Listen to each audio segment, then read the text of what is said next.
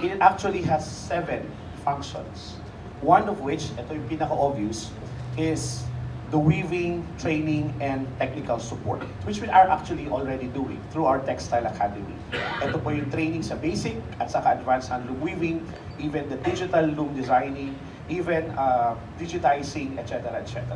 So this is part of our portfolio of activities as far as skills development is concerned. Natatapos ba doon? Hindi. Because we move to the second function, which is weave design, innovation, and product development. Of course, kasama natin yung traditional patterns, but then there must be a new way of going over these things.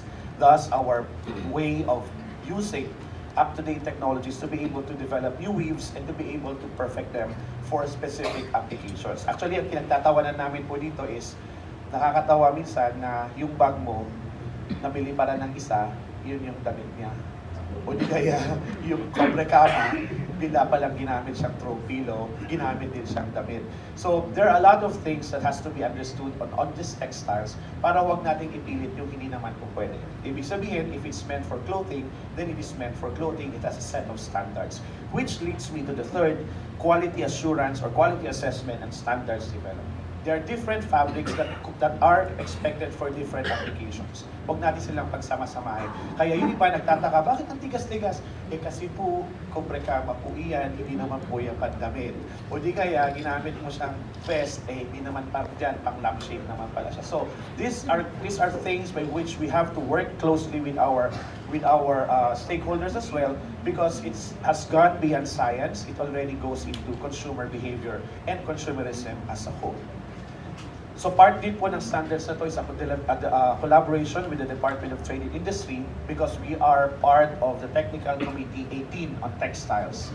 By the way, we just have revived this technical committee, and we're happy to also let you know that the first subcommittee under TC18 is the subcommittee on handloom weaving, which will mean that we have a committee looking at the standards and specification for our textiles.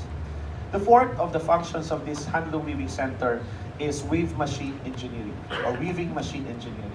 Hindi lang po tayo gumagawa or nag-weave or nag-design, we even make the looms appropriate for the different communities. As a matter of fact, may mga community tayo, makikita niyo po mamaya, ayaw nila yung sinulit na nasa baba, gusto nila nasa taas. Fine.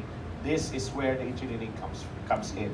Yung mga implements, things that you need to repair the looms, for example.